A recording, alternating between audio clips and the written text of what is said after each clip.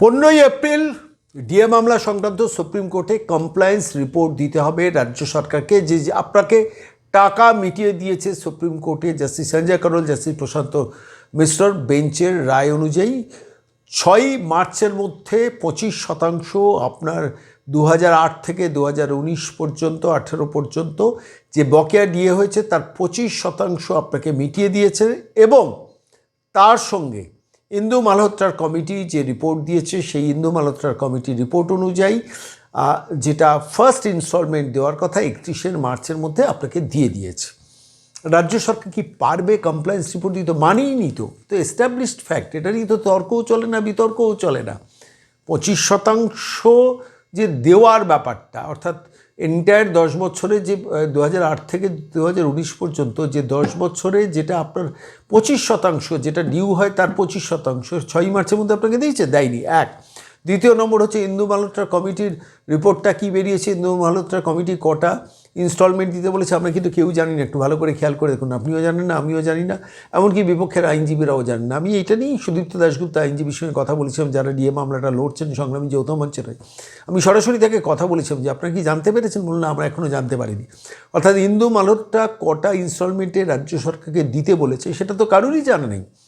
ফলত 31 মার্চের মধ্যে ইন্দু মালহোত্রার কমিটির রায় অনুযায়ী যে ফার্স্ট ইনস্টলমেন্টটা দেওয়ার কথা সেটা কত হবে আপনি হিসেব করবেন কি করে? সংগ্রামী যৌথ মঞ্চ বা অন্যান্য সরকারি কর্মচারী সংগঠনগুলো হিসেব করবে কি করে? ভালো করে ভেবে দেখুন অঙ্কের জটিলতার জায়গাটা। এই প্রেক্ষিতে দাঁড়িয়ে আজকে যখন আপনাদের কাছে এই প্রতিবেদন পেশ করছি, 11 তারিখ, 12, 13, 14, 15 বুধবার দিন সম্ভবত, 11 তারিখ আজকে শনিবার, 12 রবিবার, 13, 14, 15 তারিখ বুধবার, জাস্টিস সঞ্জয় করোল, জাস্টিস প্রশান্ত মিশ্র বেঞ্চে যদি ডেফার্ড না হয় ফাইনাল শুনানি হওয়ার কথা এবং রাজ্য সরকারকে সেখানে কমপ্লাই করেছি এই রিপোর্টটা দেওয়ার কথা। সেখানে রাজ্য সরকার কি করবে আমরা আসলে হিসেব করছি। একজন প্রতারক মহিলা এবং তার ছকবাজ প্রতারক যে টিম, অর্থ সচিব হরিকৃষ্ণ দ্বিবেদী, এই এন্টায়ার টিমকে নিয়ে যে অপারেশনটা সাজিয়েছেন সেই ভণ্ডামিটা করতে যাবেন সুপ্রিম কোর্টে, এবং at the cost of your and our tax payers money. অর্থাৎ সুপ্রিম কোর্টে গিয়ে যে প্রখ্যাত আইনজীবীদের তো দাঁড় করাবেন, আবার সিংভিকে দাঁড় করবেন, অথবা সিবালকে দাঁড় করবেন, অথবা মেনকা গুরুস্বামীকে দাঁড় করবেন, অথবা শ্যাম দেওয়ানকে দাঁড় করবেন, প্রখ্যাত আইনজীবীদের দাঁড় করিয়ে আবার একটা কল্যাণকে দাঁড় করাবেন। এদের তো টাকা দেবে রাজ্য সরকার, দিয়ে একটা মিথ্যে কথা বলবে। তাহলে সুপ্রিম কোর্টে কী রায় হওয়া উচিত? বাংলার মানুষের তো দুর্ভাগ্য, আমরা আদালতের কাছ থেকেও শেষ পর্যন্ত অনেক সময় হতাশা পাই। কেন? একটা সরকার সুপ্রিম কোর্টের রায়কে অমান্য করছে, ঘাড় ধরে ঘেঁটি ধরে তো অর্থ সচিব মুখ্য সচিবকে জেলে পড়া উচিত। করবে কি সুপ্রিম কোর্ট? সেদিকে নজর থাকবে। কিন্তু মূল যে প্রশ্নগুলো আমার মনে দেখা দিয়েছে, আপনাদের নিরন্তর আপনার ফোন পাই, সেই ফোনের প্রেক্ষিতে আমি আজকে শুধু আইনজীবী সুদীপ্ত দাশগুপ্তর কথা শোনাবো, তার সঙ্গে আমার যে কথোপকথন এই নিয়ে হয়েছে সেটা শোনাবো। কিন্তু তার আগে বলি আরও একটা মারাত্মক খবর। সংগ্রামী যৌথ মঞ্চ বাঁকুড়াতে তাদের একটা কর্মসূচি ছিল, সেখানে তারা মিটিং করছিলেন। সেই মিটিং করে যখন বেরিয়ে একটি চায়ের দোকানে দাঁড়িয়েছিলেন, সেইখানে বেধড়কভাবে তৃণমূল বাহিনী পেটায়। অর্থাৎ আপনারা যে ডিএর আইনি লড়াইটা যাঁরা লড়ছেন তাঁদের এবার তৃণমূল আঘাত করতে শুরু করে দিয়েছে। সেই খবরটা অনেক রাতে পেলাম। সংগ্রামী যৌথ মঞ্চের আহ্বায়ক ভাস্কর বাবুর সঙ্গে আমি কথা বললাম। তার সঙ্গে কথা বলার পর তিনি তখন কথা বলার মতো অবস্থা নেই, ক্ষতবিক্ষত। তাদের বাঁকুড়া জেলা যিনি সংগ্রাম যৌথ মঞ্চের সম্পাদক, তিনি ক্ষতবিক্ষত হয়ে গেছেন, হাসপাতালে তার চিকিৎসা চলছে। আর ঠিক সেই প্রেক্ষিতে দাঁড়িয়ে ভাস্করবাবুর কাছে খবর নিলাম যে এখন তিনি কেমন আছেন। বলেন সাংঘাতিকভাবে মারল এবং পুলিশ হাত গুটিয়ে থাকলো। অর্থাৎ পুলিশের মধ্যেও এখনও নবান্নের ওই প্রতারক মহিলার জাল বিস্তৃত করা আছে, যেখানে ডিএ আন্দোলনকারী সংগ্রামী যৌথ মঞ্চরা মার খাচ্ছেন আর ঠিক সেই সময় দাঁড়িয়ে পুলিশ নিষ্ক্রিয়। কি সাংঘাতিক জাল এ প্রতারক মহিলা বিস্তৃত করিয়েছেন সারা পশ্চিমবঙ্গের মাটিতে দাঁড়িয়ে। আমরা সেই নিয়ে পরবর্তীকালে প্রতিবেদন করব। আমি ভাস্করবাবুর সঙ্গে কথা বলছি, নিরন্তর যোগাযোগ রাখছি। কিন্তু এই মুহূর্তে সরাসরি আইনজীবী সুদীপ্ত দাশগুপ্ত 15 তারিখের ডিএ সংক্রান্ত মামলার হিয়ারিং নিয়ে কি বলেছেন শোনাবো। নমস্কার সুদীপ্ত দাস, সন্ময় বলছি। নমস্কার সন্ময় বাবু। হ্যাঁ বলছি 15 তারিখ, 15ই এপ্রিল, আর কয়েকদিন বাদে, আজকে 10 তারিখ হয়ে গেল, 11 তারিখ যাচ্ছে। 15 তারিখে সুপ্রিম কোর্টে সরাসরি ডিএ মামলা সংক্রান্ত কমপ্লায়েন্স রিপোর্টের ফাইনাল শুনানিটা আছে। জাস্টিস সঞ্জয় মিশ্র, জাস্টিস সঞ্জয় কারোল এবং জাস্টিস প্রশান্ত মিশ্র বেঞ্চে। সে আমার দুটো প্রশ্ন। প্রথম কথা হচ্ছে কমপ্লায়েন্স রিপোর্ট তো রাজ্য সরকার কমপ্লাই করেনি ডিএ সংক্রান্ত ব্যাপারে, এক। পয়েন্ট নাম্বার টু, সেটা হচ্ছে যেমন কমপ্লাই করেনি তেমনি ইন্দু মালহোত্রার কমিটির ও কি এতে সুপ্রিম কোর্টে তার রিপোর্টটা দেবে যে রাজ্য সরকার তার অ্যাসিওরেন্স শোনেনি, অর্থাৎ ফার্স্ট ইনস্টলমেন্টটা 31শে মার্চের মধ্যে দেওয়ার কথা এবং প্রথম 25% দেওয়ার পর। একটু আমাদের দর্শকদের জন্য বলবেন, ব্যাখ্যা করবেন? দেখুন, প্রথম কথা আপনি যে বললেন না ফাইনাল শুনানি, এটা ফাইনাল শুনানি হয়তো হতো, আমাদের কিছু ট্যাক্স পেয়ারদের টাকা বাঁচতো যদি আজকে রাজ্য সরকারই কমপ্লাইটা করে দিত। যেহেতু রাজ্য সরকার কমপ্লাই করেনি, সুপ্রিম কোর্ট তো আর রাজ্য সরকারকে ছেড়ে দেবে না, তাই এটা ফাইনাল শুনানি হবে না। আবার আপনার ট্যাক্সের টাকা নষ্ট করে তারা উকিল রেখে আমাদেরই এই মানে আমাদেরই ন্যায্য যে পাওনা, রাজ্যবাসী সরকারি কর্মচারীদের ন্যায্য পাওনা, সেটা আটকানোর চেষ্টা করবে। এটা হলো প্রথম কথা।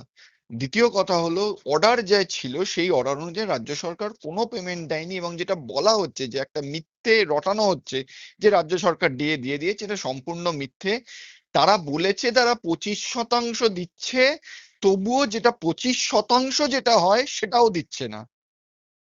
মানে ধরুন 25% যদি 100 টাকা হয়, দিয়েছে 50 টাকা। এটা হলো প্রথম। দ্বিতীয়ত, বাকি যে ইনস্টলমেন্ট দেওয়ার কথা দেয়নি। ইন্দু মালহোত্রা, এটা হলো দ্বিতীয় আপনি যে প্রশ্নটা করলেন, জাস্টিস ইন্দু মালহোত্রার যে কমিটি, সে কমিটিও রিপোর্ট দেবে যে তারা এই যে মিটিং এ কি হয়েছে না হয়েছে। এবং অবশ্যই আমরা আশা করছি ওই রিপোর্টে এটা উঠে আসবে যে পশ্চিমবঙ্গ সরকার কোনোভাবে এই সরকারের এই যে অর্ডার, সেই অর্ডার কমপ্লাই করেনি, বরঞ্চ তারা সুপ্রিম কোর্টের অর্ডারকে দেখার জন্য, যাচাই করার জন্য তাদের নিজস্ব একটা কমিটি করে দিয়েছে, সুপ্রিম কোর্ট অর্ডার সঠিক কিনা সেটা বিচার করার জন্য। মানে এই হলো রাজ্য সরকার, সুপ্রিম কোর্ট অর্ডার দেওয়ার পর রাজ্য সরকার নিজস্ব কমিটি করছে সেই অর্ডারের কতটা যুক্তিসঙ্গত সেটা যাচাই করার জন্য। এই সবই এই রিপোর্টে উঠে আসবে, এবং আমার যা মনে হচ্ছে যে মানে রাজ্য সরকার একটা ভালো রকম থাপ্পড় খাওয়ার জন্য প্রস্তুত।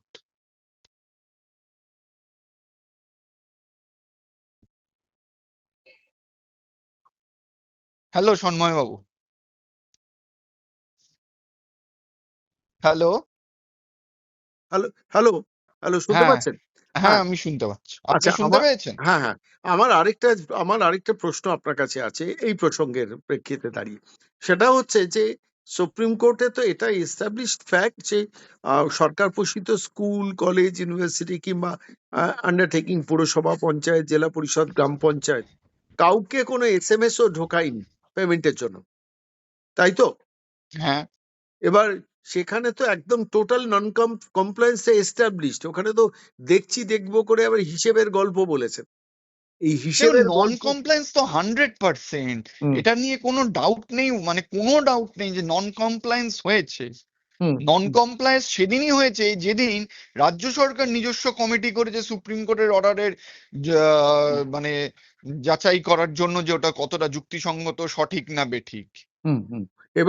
এবার এর তো একটা শাস্তি হওয়া উচিত। মানে আমি বলছি সুপ্রিম কোর্ট যদি এত লিবারাল হয়, এই প্রশ্ন আমার বলে নয়, বহু মানুষের, বহু সরকারি কর্মচারী, সুপ্রিম কোর্ট যদি এত লিবারাল হয়, একটা সরকার দিনের পর দিন সরকারি নির্দেশকে পাশ কাটাবে, অবজ্ঞা করবে, উপেক্ষা করবে।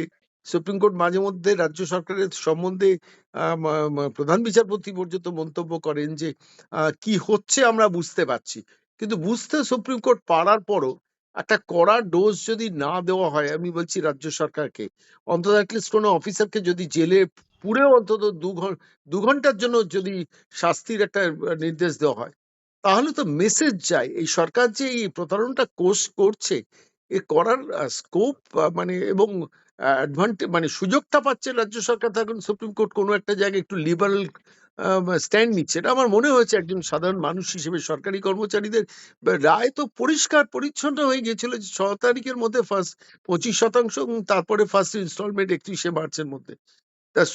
একটা প্রশ্ন আমার মনে আপনার কাছে দেখা দিচ্ছে, ইন্দু মালহোত্রার কমিটি কটা ইনস্টলমেন্টে দিতে হবে সেটা কি প্রকাশ্যে এসছে, নাকি সেটা শুধু রাজ্য সরকারকে ইন্দু মালহোত্রার কমিটি জানিয়েছে? দেখুন এখনো এই নিয়ে জাস্টিস ইন্দু মালহোত্রা কমিটি কিছু মানে প্রকাশ্যে কিছু আনেনি। তাদের সঙ্গে রাজ্য সরকারের কি আলোচনা হয়েছে তারা সেটা রিপোর্ট আকারে হয়তো সুপ্রিম কোর্টে 15 তারিখ জমা দেবে, এটা 1 নম্বর।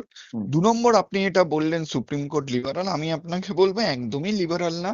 এবং সুপ্রিম কোর্টের যে এই রাজ্য সরকারের উপর কোনো ভরসা নেই যে তারা তাদের অর্ডার কমপ্লাই করবে, তারা মানবে, সেই জন্যই কিন্তু জাস্টিস ইন্দু মালহোত্রার কমিটি গঠন করেছে, এইটা দেখার জন্য যাতে তাদের অর্ডারটা কমপ্লাই হয়। এবার যখন সুপ্রিম কোর্টের কাছে এই বার্তা যাবে, এই খবর পৌঁছবে যে তাদের অর্ডার কমপ্লাই হয়নি, আইন মেনে যা যা ব্যবস্থা নেওয়ার, কড়া ব্যবস্থা নেওয়ার, সেই ব্যবস্থাই নেবে, এটা আমি নিশ্চিত। এটা নিয়ে কোনো ডাউট নেই। হ্যাঁ, অনেকে হয়তো বলতে পারেন যে এত সময় লাগে কেন। দেখুন, রাজ্য সরকার আইন না মেনে কাজ করে, কিন্তু সুপ্রিম কোর্ট তো আইন মেনেই কাজ করতে হবে। তারা আইন মেনেই, আপনাকে আমি বলছি, এই অর্ডার কমপ্লাই না হলে আইন মেনেই চিফ সেক্রেটারি বা ফিনান্স সেক্রেটারিকে দরকার হলে জেলে পাঠাবে, আইন মেনেই চিফ সেক্রেটারি বা ফিনান্স সেক্রেটারিকে জেলে পাঠাবে। অর্ডার আপনার কমপ্লাই এই না হলে। আপনার এই শেষ কথাটাতে একটু অভয় জুটলো। দেখা যাক শেষ পর্যন্ত কি হয়। অনেক ধন্যবাদ সুদীপ্ত দার সঙ্গে থাকার জন্য। ধন্যবাদ।